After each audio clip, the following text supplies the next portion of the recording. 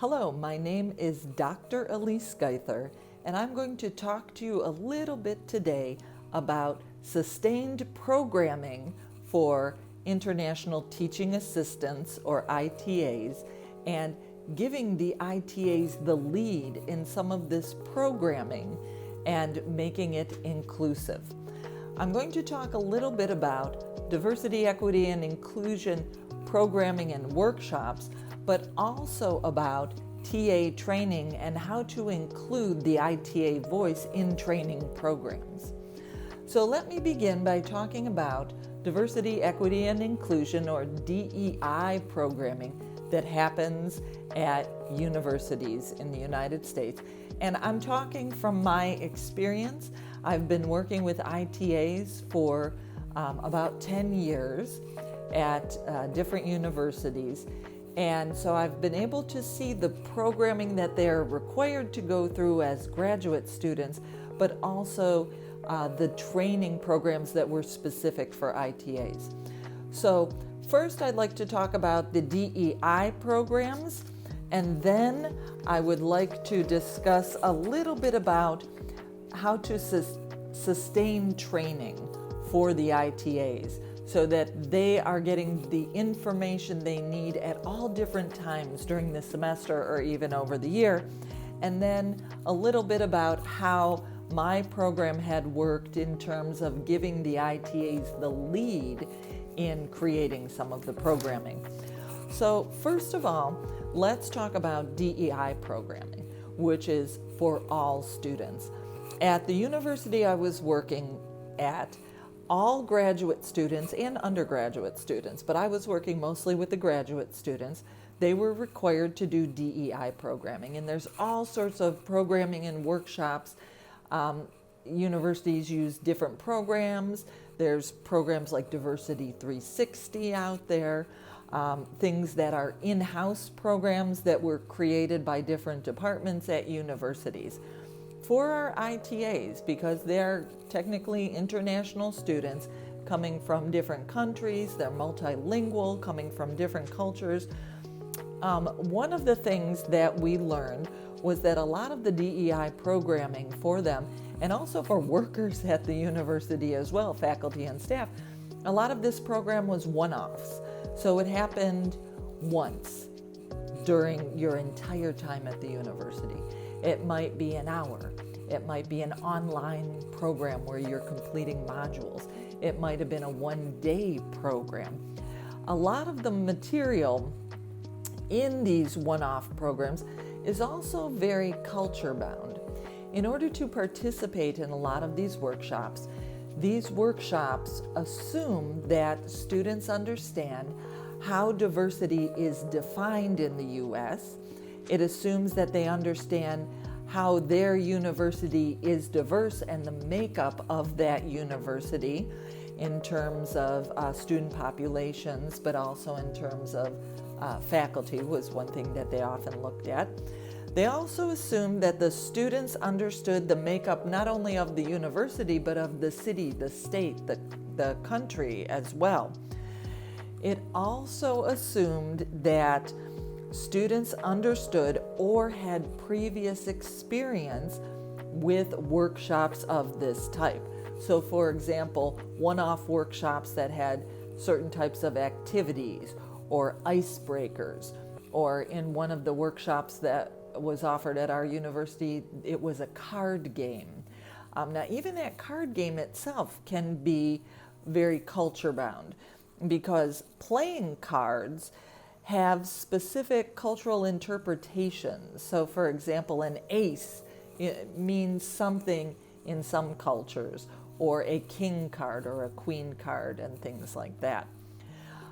Online programming is very common, especially during these COVID times. So completing a DEI workshop by completing modules with little quizzes at the end. But the problems with these, as we know with a lot of the online programming we have, is that there's no live interaction, and we're dealing with often very sensitive topics. So the live interaction may be something that we really need. Also, the fact that these are one-offs. They happen one time during your entire career here at the university and may only be revisited at certain times, maybe in reactionary situations where maybe something has happened on campus. But really, very often this happens just one time for the students. It is often mandatory. They must do this to complete their graduate student orientation. And often these are very general. They don't really touch on the specific needs of the ITA population. So they don't necessarily touch on how all of this diversity and inclusion works necessarily in the classroom if you are a TA and you are part of the teaching community of the university. They don't really talk about how do people learn, how does diversity impact the learning and the teaching necessarily. And also to be considered is universal design and learning, which can really touch on this as well. Another thing to consider is universal design and learning. Universal design and learning deals with how do students learn in the classroom and really does focus on inclusion in the classroom. So these are some of the things that we want to consider when we're talking with our ITAs. We want to know what their experience has been, first of all, with these DEI workshops that are mandatory for them. Next, I want to talk a little bit about ITA training programs. Again, the purpose behind ITA training programs is often policy training. I have seen a lot of programs that are online programs. So again, new ITAs are working through these modules. Often the modules might come from different departments at the university, for example, academic integrity or Title IX, and they'll work through these modules and then maybe do a little quiz to show that they've watched the video or worked through the PowerPoints. At a university where I was working, we had a very fantastic sustained training program. So instead of being a one-off training program that simply made sure that the ITAs were aware of the university policies that were now applicable to them because now they're part of the teaching community. Instead, this program went across the entire semester. It did include modules or training on university policy, but then it also included some core workshops or seminars, as well as some elective seminars. Now, of course, students will always give some pushback because it can be time consuming, but generally the evaluations that we received from these ITAs was overwhelmingly positive. They really enjoyed having contact with someone to support them and assist them as they went through their first semester as an ITA. A lot of these workshops or seminars that happened during this semester were actually occurring once the ITAs had some experience now under their belt, and now they actually knew what their challenges were and what questions to ask. It's very difficult for anyone to ask questions before they actually get into the experience of the position.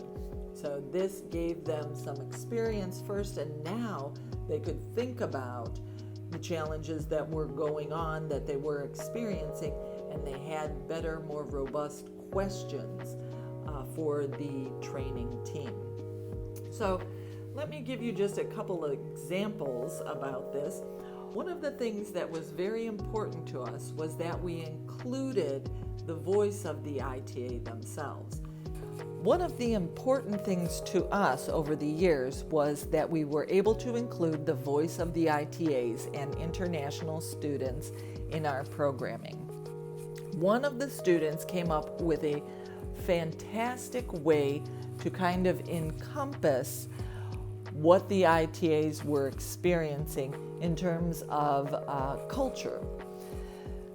The international students simply created a Venn diagram, two large circles that intersected. On one side was their experience from their home culture, and on the other side was their experience as an ITA in the US, and in the middle was where these intersected. So for example, an intersection might be you have homework or you have office hours. But by looking at the differences and similarities and continuing to collect experience in the US, the students said that as they had more experience in the US, they found that that center portion where the two circles intersected became wider and wider, and actually answered a lot of their questions or helped them with some of the challenges. Let me give you an example in the training of some of the core modules and the electives. The core modules for the ITA training often included a global classroom seminar, so how to work with multilingual students that were in their class, as well as being a multilingual student in an ITA. An observation seminar, so they would be sent out into the teaching community of the university, asked to observe a class with very specific guidelines, and then come back to do a workshop where they would report out on these observations. And collectively, they would come up with some of the best practices of teaching and learning.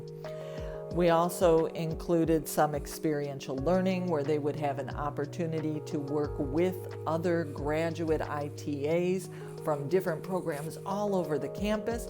Not only did this give them the time and the opportunity to connect with other graduate students that they may never have met except for in this workshop, but it also gave them some time to practice and make mistakes in teaching and then think about how to take that back to their program. Some of the electives included specific skills for things like being a grader or being a lab instructor instead of a teaching TA, work-life balance, and again, some more opportunities to do some micro-teaching and learn a little bit more about teaching. We also had a wonderful future faculty program that was available to them as well. Now, the third thing I wanted to mention was how to give the ITAs the lead in developing some of these programs, which included the training that was going to happen for the ITAs in the next semester or the next year. We were able to get budgeting, and we know that that is always very important, to get the budget to hire mentor ITAs. So TAs that had gone through this sustained TA training program over one semester, some of them were then invited to come back the next semester and before the semester began to help us develop and revise the training and then to deliver the training to the new ITAs. The ITAs really did help to develop the program. Some of the topics that we would choose for core seminars and elective seminars came directly from what the ITAs told us that they needed and skills that they believed they needed that would make them better ITAs. Some of the revisions, even down to some of the activities that we would do, because this was a very engaging program, came directly from the ITAs from the previous semester. And the ITAs would help us evaluate, discuss, and revise what we currently had. So this program was always building and becoming better. We would also offer additional programming based on evaluations from ITAs and from international students, both graduate and undergraduate. We created a wonderful seminar program that would offer some discussion and maybe some skill-based activities so that all international students on campus could benefit. We know that some of the workshops in the ITA program were very well received, but were only available to ITAs, and we wanted to be sure that we could offer some of these to all international students on campus, to international students from the law school, from different colleges, from the medical school, etc., etc. When we developed these seminars that were open to everyone, we would give the students attending these seminars a menu of topics at the beginning, and then they would choose what topics or what skills they wanted to work on, so the whole program was created based on what the students wanted and needed. For example, some of these seminars included culture and communication, where we would talk about some of the general things. If you think about the cultural iceberg, some of the things on the top of the iceberg, like food and holidays, or even how to interact with domestic students in terms of weddings and funerals, because these things happen sometimes. Again, I mentioned that future faculty program, and I'd be happy to share a little bit more about that if you want to contact me at any time. And certainly because these were multilingual students working in English as their second or other language, language fluency was something that they were still really interested in, and also different career-based workshops. So you can see we could also collaborate with other departments on campus, but these were very successful, and we were very happy to be able to offer these to all the students on campus. So this is the information I have for you, a little bit of information about the DEI workshops that our ITAs as graduate students were required to attend, a little bit about taking ITA training and using it in a more sustained model and how that worked for us, and also how to get the ITAs to help us join us in, and also how to get the ITAs to become leaders and to help us and assist us in this programming, so that the programming definitely include the voices of the ITAs. If you have any questions, my email will be available, and I hope to see you soon.